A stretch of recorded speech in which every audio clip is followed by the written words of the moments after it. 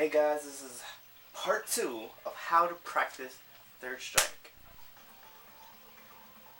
In the last video we covered what you should do, what you should learn, what do you want to do, how you want to learn it,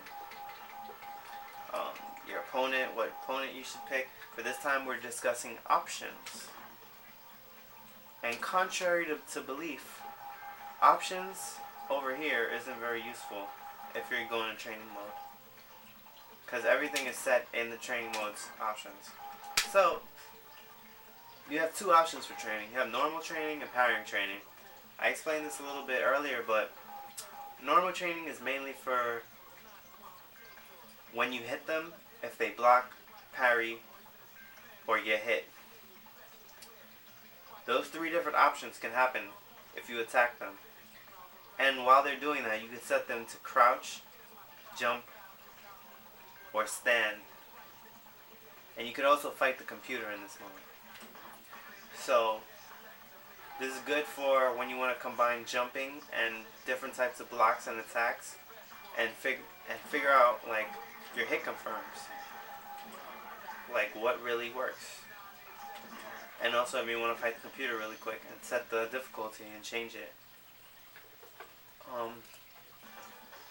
The main things you want to know are dummy settings, which is stand, crouch, jump, CPU, right? Stand, crouch.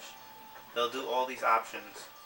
CPU, you want to remember that you can change the difficulty and training options. You can set it to 1 star, which means they'll just stand there, or you can set it to 8 stars and they'll move around and attack you a bit more. 1 star is good for getting down spacing, because they'll jump around a little bit, they'll move. They'll attack once in a while, but not too much. 8 stars is they'll attack you a lot more. But for this, you don't need it. Usually you don't need it. Auto guard, you attack them and then they block right after. It's so you can practice your links and combos to see what works, and maybe to get them to block afterwards. See what happens. No guard is they won't block at all. They'll just keep getting hit, no matter what. All guard, they'll block everything. Parrying is when they'll parry every single hit that you can throw out. So it's good to figure out like what happens in certain situations. They can't parry throws though. That's the one unblockable move. That's great in this game. Throws. Okay, so now you have random guard, random parrying. Random guard is it'll block and it'll get hit. It'll randomly decide between those two things. It's good for figuring out like different types of like how you want to react to something. Say you hit them with hard punch. Do you want to do dash punch? You can practice your options. You can do an attack if they get hit, and nothing if they do nothing. I don't know this option select too well, but it's possible. See? There you go. Nope, I messed up. See, it's good for that. And parrying training, similar idea. Except it'll parry or it'll get hit. Or, yeah, it'll get hit. All random means it'll parry, block, or get hit. So this is the mix of all two of them together. And it'll even red parry sometimes. See? Training option. Alright, you want quick standing on, because when you knock them down, you want them to roll up like in a real match. In a real match, people, they roll. That's what you want them to do. They quick stand every single time. Except, if you keep doing this, once you kill them, once they have no health, they don't quick roll anymore. See, he's not rolling anymore because he has no health. But if he has health again, he'll start to quick roll.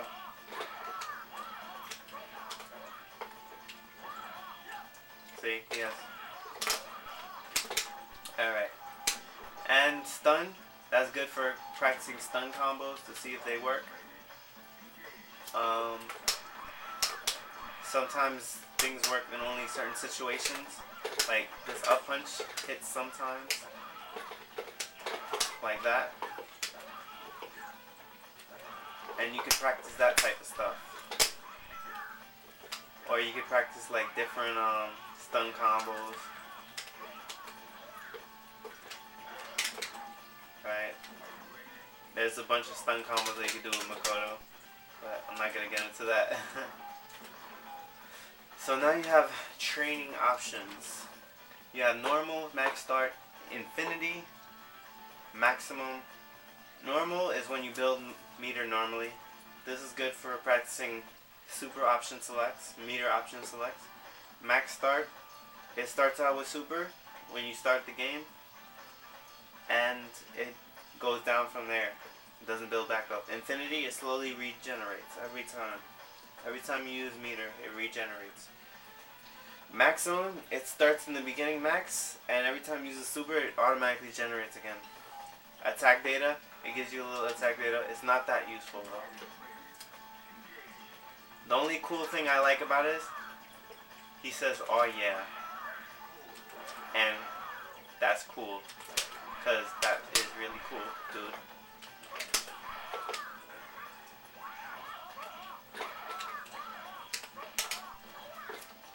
Oh, I'm messing up my combos. Anyways, attack data, on or off doesn't matter. Damage, you want to set it to 2. That's normal in the arcades and at tournaments. Difficulty, like I explained, you can set it whatever you want. And that's about it for training options for normal training.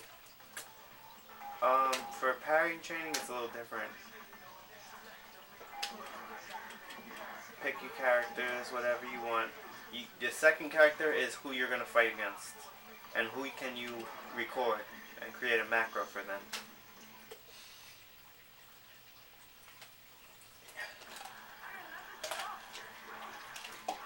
So you have dummy recording, which makes it so that you can do whatever you want and they're going to copy it. And it's always set so that they parry it if you hit them. So if there's no way to turn that off, unfortunately. So you just have to guess how it would look if they would block or not get hit, or because it always parries. So see if you, well, I just reset the whole thing, but it copies whatever you do. See? And you can set that up for multiple reasons. To practice your reactions to your opponent's attacks. So, training options, the options you have are, when you're recording, you can set them to jump, to stand, or to crouch, whatever you need. But this doesn't really affect the macro in any way. It just affects the person you beat on while you're recording. And the SA gauge, you can set max start, infinity, maximum. Same options from before. Auto parrying, you want to leave this off. Definitely leave it off, because it's not really useful. Maybe it's just me, but auto parrying just makes it so when it's playing back, you'll parry automatically while you're moving around. It doesn't make sense because you want to get the skill of parrying, not have it automatically done for you. So make sure this is off. SA gauge player, you want to start with maximum usually, so you always have super. So usually here you just want to set it to maximum, that's it, exit. And that's the main thing that you'll do in this mode.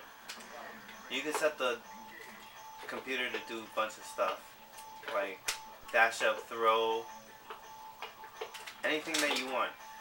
And then just go to parrying training and you got it. That's a basic overview of all the options that you pretty much use. Pretty much. that's everything, I think.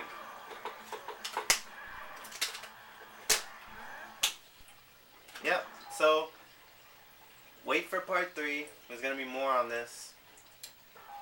I'm going to have another video up soon explaining more on how you can train, how you can get better, what to focus on. It's good to know the options that you have and what you can do in these training modes. Alright, later.